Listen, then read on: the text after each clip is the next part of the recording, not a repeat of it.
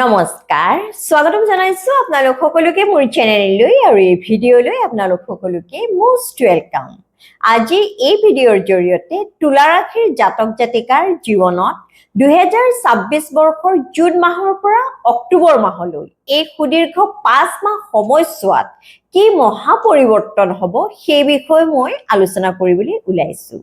এই ভিডিঅ'টোৰ টাইটেলতে মই পৰিৱৰ্তনৰ হলনি মহা পৰিৱৰ্তন শব্দটো ব্যৱহাৰ কৰিছো। কিয় জানেনে?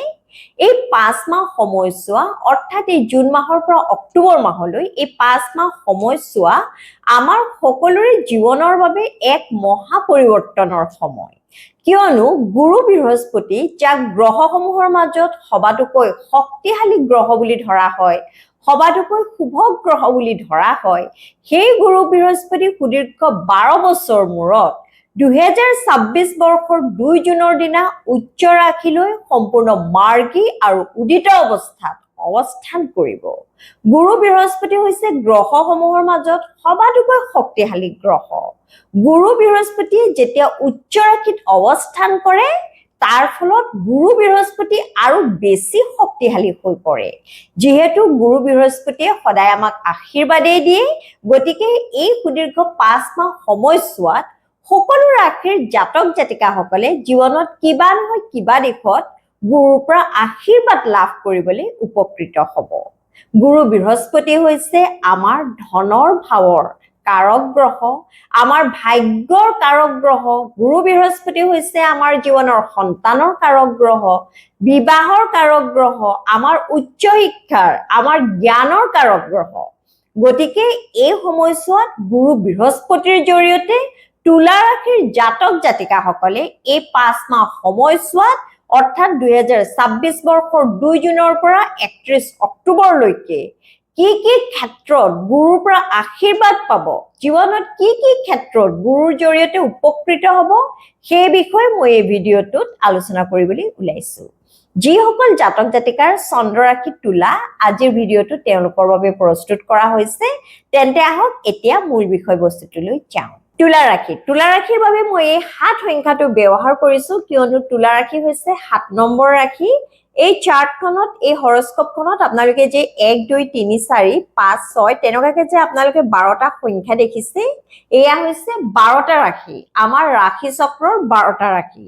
লগতে ইয়াৰ পৰা যদি আপোনালোকে আৰম্ভ কৰে এন্টি ক্লকৱাইজ ডিৰেকশ্যনত 1 2 3 4 তেনেকুৱাকে ইয়াৰ পৰা আৰম্ভ কৰি ইয়ালৈকে যে দেখিছে 12টা ঘৰ, সেয়া হৈছে 12টা ভাৱ। আমাৰ হৰস্কোপৰ অৰ্থাৎ আমাৰ কুষ্ঠিৰ 12টা ভাৱ, যাক আমি 12 হাউচেছ বুলি কওঁ। এতিয়া আহক মূল বিষয়বস্তুটোলৈ যাওঁ। তুলা ৰাশিৰ জাতক জাতিকাৰ আপোনালোকৰ কুষ্ঠিৰ 10ম ভাৱত গুৰু বৃহস্পতিয়ে 2026 বৰ্ষৰ 2 জুনৰ দিনা প্ৰৱেশ কৰিব সম্পূৰ্ণ মাৰ্গী অৱস্থাত, অৰ্থাৎ ফৰৱাৰ্ড ডিৰেকশ্যনত। আৰু গুৰু বৃহস্পতিয়ে আপোনাৰ কুষ্ঠিৰ 10ম ভাৱত 31 অক্টোবৰলৈকে সম্পূৰ্ণ মাৰ্গী আৰু উদিত অৱস্থাত থাকিব। গুৰু বৃহস্পতিয়ে সুদীৰ্ঘ 12 বছৰ মূৰত এটা কথা লক্ষ্য ৰাখিব তুলা ৰাশিৰ জাতক জাতিকাসকল, গুৰু বৃহস্পতিয়ে সম্পূৰ্ণ 12 বছৰ মূৰত আপোনাৰ কুষ্ঠিৰ 10ম ভাৱত প্ৰৱেশ কৰিব। আপুনি জানেনে আপোনাৰ কুষ্ঠিৰ 10ম ভাৱে কি বুজায়? আপোনাৰ কুষ্ঠিৰ 10ম ভাৱ হৈছে আপোনাৰ প্ৰফেশ্যনৰ ভাৱ, আপোনাৰ বৃত্তিৰ ভাৱ। অৰ্থাৎ এই সময়ছোৱাত আপোনালোকে নিজৰ বৃত্তিৰ ক্ষেত্ৰত, নিজৰ চাকৰি বা ব্যৱসায়ৰ ক্ষেত্ৰত অধিক উন্নতি কৰিবলৈ সক্ষম হ'ব। লগতে আপোনাৰ কুষ্ঠিৰ 10ম ভাৱ হৈছে আপোনাৰ সামাজিক প্ৰতিষ্ঠাৰ ভাৱ। গতিকে নিঃসন্দেহে এই সময়ছোৱাত আপোনালোকে নিজৰ কৰ্মৰাজিৰ জৰিয়তে, নিজৰ কেৰিয়াৰৰ জৰিয়তে সমাজত এক ভাল প্ৰতিষ্ঠা পাবলৈ, সমাজত নেম ফেম পপুলাৰিটি পাবলৈ সক্ষম হ'ব। ইয়াৰ আগতে চাই লওঁ আহক, গুৰু বৃহস্পতি প্ৰকৃততে আপোনাৰ কুষ্ঠিৰ কোন ভাৱৰ অধিকাৰী গ্ৰহ। গুৰু বৃহস্পতি হৈছে আপোনাৰ কুষ্ঠিৰ 3য় ভাৱৰ, লগতে আপোনাৰ কুষ্ঠিৰ 6ষ্ঠ ভাৱৰ অধিকাৰী গ্ৰহ। আপোনাৰ কুষ্ঠিৰ 3য় ভাৱ হৈছে আপোনাৰ কমিউনিকেশ্যন স্কিলৰ ভাৱ, অৰ্থাৎ আপোনাৰ বাণীসমূহৰ ভাৱ। লগতে আপোনাৰ কুষ্ঠিৰ 3য় ভাৱে আপোনাৰ কনিষ্ঠ ভাতৃ ভগ্নীৰ ভাৱ বুলিও কোৱা হয়। লগতে আপোনাৰ কুষ্ঠিৰ 3য় ভাৱৰ জৰিয়তে সৰু সুৰা যাত্ৰাৰ কথাও আমি অধ্যয়ন কৰো। গতিকে যিসকল তুলা ৰাশিৰ জাতক জাতিকাই এই সময়ছোৱাত কমিউনিকেশ্যন স্কিলৰ লগত ৰিলেটেড কিবা কাম কৰে বা যিসকলে ছ'চিয়েল মিডিয়াৰ লগত ৰিলেটেড কিবা কাম কৰে, যিসকলে সামাজিক মাধ্যমৰ লগত জড়িত কিবা কাম কৰে বা যিসকলে সেলস বা মাৰ্কেটিঙৰ কাম কৰে, নতুবা যিসকলে পাব্লিক ৰিলেটেড জবছৰ লগত ৰিলেটেড কাম কৰে, তেওঁলোকে এই সময়ছোৱাত নিজৰ কেৰিয়াৰ ক্ষেত্ৰত যথেষ্ট উন্নতি কৰিবলৈ সক্ষম হ'ব। লগতে যদিহে আপুনি ইন্টাৰনেট বা অনলাইনৰ লগত ৰিলেটেড কিবা কাম কৰে, আপুনি যদিহে অনলাইন ট্ৰেডিং কৰে, তেন্তে এই সময়ছোৱাত আপোনালোকে নিজৰ কেৰিয়াৰ ক্ষেত্ৰত যথেষ্ট উন্নতি কৰিবলৈ সুবিধা পাব। এতিয়া আপোনালোকৰ ওপৰত নিৰ্ভৰ কৰিব যে এই সুবিধাসমূহ আপোনালোকে কেনেকৈ গ্ৰহণ কৰে। এই সময়ছোৱাত নিঃসন্দেহে আপোনালোকে যদি কঠোৰ পৰিশ্ৰম কৰে, তেন্তে আপোনালোকে যি বৃত্তিতে এই সময়ছোৱাত ইনভলভ নাথাকে কিয়, আপোনালোকে নিজৰ কেৰিয়াৰ ক্ষেত্ৰত চাকৰি বা ব্যৱসায় যিয়েই নকৰে কিয়, আপোনালোকে এই সময়ছোৱাত যথেষ্ট উন্নতি কৰিবলৈ গুৰুৰ আশীৰ্বাদ লাভ কৰিবলৈ সক্ষম হ'ব। মাথো এটা কথা মনত ৰাখিব, এই সময়ছোৱাত আপোনালোকে মনলৈ একেবাৰে এলাহ ভাৱ আহিবলৈ নিদিব, কিয়নো আপোনাৰ কুষ্ঠৰ তৃতীয় ভাৱে আপোনাৰ কিন্তু কঠোৰ পৰিশ্ৰম কৰাৰ ভাৱো বুজায়, লগতে আপোনাৰ আত্মবিশ্বাসো বুজায়। যিহেতু আপোনাৰ কুষ্ঠৰ তৃতীয় ভাৱৰ লগতে এই সময়ছোৱাত আপোনাৰ কুষ্ঠৰ দশম ভাৱৰ এক ওতঃপ্ৰোত সম্পৰ্ক আছে, গতিকে এই সময়ছোৱাত আপোনালোকৰ মনত যদি আত্মবিশ্বাস অটুট থাকে, আপোনালোকে যদি কঠোৰ পৰিশ্ৰম কৰিব পৰা ক্ষমতা নিজৰ মাজত যদি আপোনালোকে গোটাই ল'ব পাৰে, নিজৰ মনটো যদি অতি দৃঢ় কৰি ল'ব পাৰে, তেন্তে এই সময়ছোৱাত আপোনালোকে নিজৰ কেৰিয়াৰ ক্ষেত্ৰত যথেষ্ট উন্নতি কৰিবলৈ সক্ষম হ'ব। লগতে এই সময়ছোৱাত আপোনালোকে যিমান পাৰে নিউ টেকনলজি, নতুন পদ্ধতি কিছুমান অৱলম্বন কৰিবলৈ চেষ্টা কৰিব। AI ৰিলেটেড যদি আপোনালোকে কাম কৰে বা নিজৰ বৃত্তিৰ ক্ষেত্ৰতে যদি আপোনালোকে আপডেটেড যিখিনি টেকনলজি সেয়া যদি আপোনালোকে ব্যৱহাৰ কৰিবলৈ সক্ষম হয়, তেন্তে নিশ্চয় এই সময়ছোৱাত আপোনালোকে নিজৰ কেৰিয়াৰ ক্ষেত্ৰত অধিক উন্নতি কৰিবলৈ সক্ষম হ'ব। আৰু বহুতো তুলা ৰাশিৰ জাতক জাতিকাই এই জুন মাহৰ পৰা অক্টোবৰ মাহৰ ভিতৰত নিশ্চয় চৰকাৰী চাকৰি পাবলৈ সক্ষম হ'ব। আৰু যিসকলে চাকৰি কৰি আছে, তেওঁলোকৰ চাকৰিৰ ক্ষেত্ৰত যথেষ্ট নিজৰ কেৰিয়াৰ গ্ৰোথ আৰু ডেভেলপ হ'ব, প্ৰমোশ্যন হ'ব, ইনক্ৰিমেণ্ট হ'ব। আৰু বেপাৰ বাণিজ্যৰ জৰিয়তে আপোনালোকে এই সময়ছোৱাত প্ৰচুৰ টকা পইচা উপাৰ্জন কৰিবলৈ সক্ষম হ'ব। সেয়া সকলো গুৰুৰ আশীৰ্বাদ বুলিয়ে ধৰি ল'ব। গতিকে এই সময়ছোৱাত আপোনালোকে যদি সৎ পথত থাকে, কিয়নো গুৰুৱে সদায় সৎ পথত থকাটো বিচাৰে, গুৰুৱে আপোনাৰ মাজত সদায় সততা বিচাৰে। সত্যত যদি থাকে এই সময়ছোৱাত, আপোনালোকে যদি ন্যায়ত থাকে, কঠোৰ পৰিশ্ৰম কৰে, লগতে নিজৰ আচাৰ বিচাৰ ব্যৱহাৰ সংস্কাৰত যদি আপোনালোকে একেবাৰে ঠিককে ৰাখে, তেন্তে নিশ্চয় এই সময়ছোৱাত গুৰুৱে আপোনালোকক দয়াৰ চকুৰে চাব আৰু আপোনালোকে নিজা নিজা ক্ষেত্ৰত যথেষ্ট উন্নতি কৰিবলৈ সক্ষম হ'ব। এতিয়া হওক চাওক গুৰুৰ দৃষ্টি আপোনাৰ কুষ্ঠৰ কোন কোন ভাৱত পৰিব, কিয়নো গুৰুৰ দৃষ্টিতে অমৃতৰ সৃষ্টি হোৱা বুলি কোৱা হয়। গুৰুৰ তিনিটা দৃষ্টি আছে, পঞ্চম, সপ্তম আৰু নৱম। গুৰুৰ পঞ্চম দৃষ্টি পৰিব, যিহেতু গুৰু এই অৱস্থানত আছে 1, 2, 3, 4, 5, অৰ্থাৎ আপোনাৰ কুষ্ঠৰ দ্বিতীয় ভাৱত গুৰুৰ পঞ্চম দৃষ্টি পৰিব, আৰু গুৰুৰ সপ্তম দৃষ্টি আপোনাৰ কুষ্ঠৰ চতুৰ্থ ভাৱত পৰিব, আৰু গুৰুৰ নৱম দৃষ্টি আপোনাৰ কুষ্ঠৰ ষষ্ঠ ভাৱত পৰিব। আপোনাৰ কুষ্ঠৰ দ্বিতীয় ভাৱটো হৈছে আপোনাৰ ফেমিলিৰ ভাৱ, আপোনাৰ পৰিয়ালৰ ভাৱ। লগতে আপোনাৰ কুষ্ঠৰ দ্বিতীয় ভাৱটো হৈছে আপোনাৰ কমিউনিকেশ্যন স্কিলৰ ভাৱ, আপোনাৰ বাণীসমূহৰ ভাৱ। লগতে আপোনাৰ কুষ্ঠৰ দ্বিতীয় ভাৱটো হৈছে আপোনাৰ ধনৰ ভাৱ। গতিকে নিঃসন্দেহে এই সময়ছোৱাত আপোনালোকৰ নিজৰ কৰ্মৰ জৰিয়তে হাতলৈ টকা পইচা আহিব। পূৰ্বতে যদিও আপোনালোকৰ হাতলৈ টকা পইচা আহিছিল, সেই সময়ত হয়তো আপোনালোকে সঞ্চয় কৰি থবলৈ সক্ষম হোৱা নাছিল, কিন্তু এই সময়ছোৱাত আপোনালোকে নিজৰ টকা পইচাসমূহ ভৱিষ্যতৰ বাবে সঞ্চয় কৰি ৰাখিবলৈও সক্ষম হ'ব। লগতে এই সময়ছোৱাত আপোনালোকে যদি ফেমিলি প্লেনিং কৰে, বিশেষকৈ যিসকল তুলা ৰাশিৰ জাতক জাতিকা বিবাহিত, তেওঁলোকে যদি সন্তান কামনা কৰে, সেয়া হয়তো তেওঁলোকৰ মনৰ আশা গুৰুৰ কৃপাত প্ৰভুৰ আশীৰ্বাদত পূৰণ হ'ব পাৰে। লগতে আপোনাৰ কুষ্ঠৰ দ্বিতীয়ভাৱে যিহেতু আপোনালোকৰ কমিউনিকেশ্যন স্কিলৰ বিষয়েও জনায়, আপোনাৰ বাক পটুতাৰ কথাও জনায়, গতিকে এই সময়ছোৱাত আপোনালোকে কমিউনিকেশ্যন স্কিলৰ লগত ৰিলেটেড যিসকলে জবছ কৰে, বিশেষকৈ যিসকলে টিচিং প্ৰফেশ্যনৰ লগত জড়িত হৈ আছে, যিসকলৰ কনসালটেন্সি আছে, যিসকলে সেলস বা মাৰ্কেটিঙৰ লগত ৰিলেটেড চাকৰি বা বেপাৰ বাণিজ্যত ইনভলভ হৈ আছে, তেওঁলোকে নিজা নিজা কেৰিয়াৰ ক্ষেত্ৰত যথেষ্ট উন্নতি কৰিবলৈ সক্ষম হ'ব।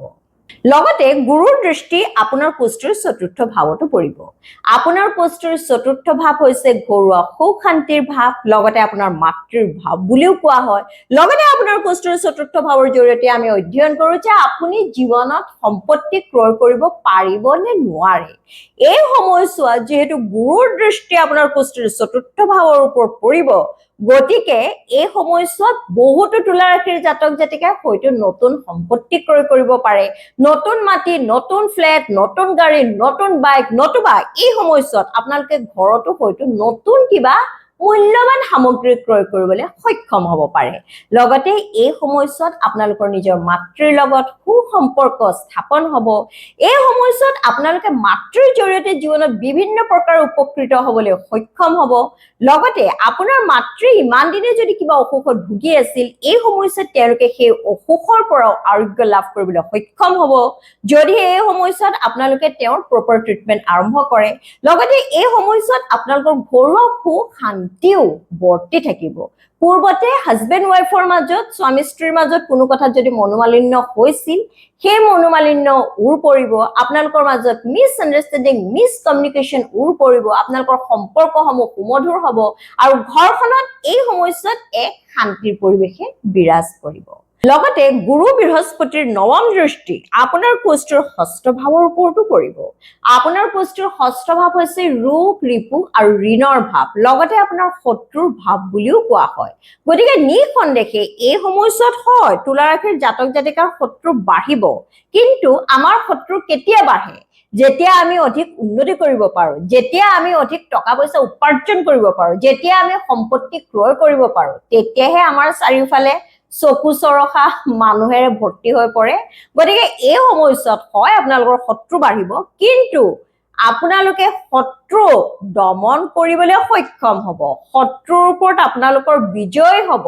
লগতে যিসকল তুলা ৰাশিৰ জাতক জাতিকাসকলে এই সময়ছোৱাত অৰ্থাৎ এই জুন মাহৰ পৰা অক্টোবৰ মাহলৈ কিবা কম্পিটিটিভ এক্সামত এপিয়াৰ হয়, কিবা প্ৰতিযোগিতামূলক পৰীক্ষাত এপিয়াৰ হয়, তেওঁলোকে এই ক্ষেত্ৰত যথেষ্ট ভাল ফলাফল দেখুৱাবলৈ সক্ষম হ'ব।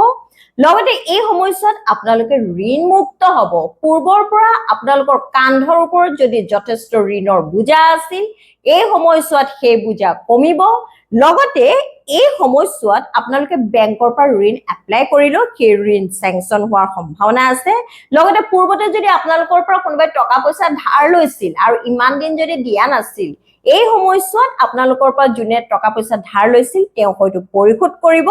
লগতে আপোনালোকে ইমান দিনে কোৰ্ট কাছাৰী কিবা মুকদ্দমাত যদি ইনভলভ হৈ আছিল, লিগেল মেটাৰ্ছত যদি আপোনালোকে ইনভলভ হৈ আছিল, তেন্তে এই সময়ছোৱাত কোৰ্ট কাছাৰী মুকদ্দমাৰ ক্ষেত্ৰত আপোনালোকে এক ভাল ফলাফল পোৱাৰো সম্ভাৱনা আছে, যদিহে আপোনালোকে নিজৰ ফালৰ পৰা প্ৰচেষ্টা অব্যাহত ৰাখে। তেন্তে তুলা ৰাশিৰ জাতক জাতিকাসকল, আপোনালোকে এই সময়ছোৱাত, এই 5 মাহ সময়ছোৱাত, জুন মাহৰ পৰা অক্টোবৰ মাহলৈ গুৰু বৃহস্পতিৰ জৰিয়তে জীৱনত এইকেইটা বিষয়ৰ ওপৰত গুৰুৰ জৰিয়তে উপকৃত হ'বলৈ, গুৰুৰ পৰা আশীৰ্বাদ লাভ কৰিবলৈ সক্ষম হ'ব। মাথো আপোনালোকে নিজৰ প্ৰচেষ্টা অব্যাহত ৰাখক আৰু নিজৰ আচাৰ বিচাৰ ব্যৱহাৰ সংস্কাৰ ঠিকে থাকে ৰাখক, তেতিয়াহে আপোনালোকে গুৰুৰ কৃপা লাভ কৰিবলৈ সক্ষম হ'ব। প্ৰতিকাৰ হিচাপে প্ৰতিদিনাখনে আপোনালোকে শুক্ৰৰ বীজ মন্ত্ৰ, যিহেতু শুক্ৰ হৈছে আপোনাৰ ৰাশিৰ অধিপতি গ্ৰহ, গতিকে শুক্ৰৰ বীজ মন্ত্ৰ ওম দ্ৰাং দ্ৰিং দ্ৰোং শাহ শুক্ৰায়ে নমঃ এই মন্ত্ৰফাঁকি 108 বাৰ জপ কৰিব।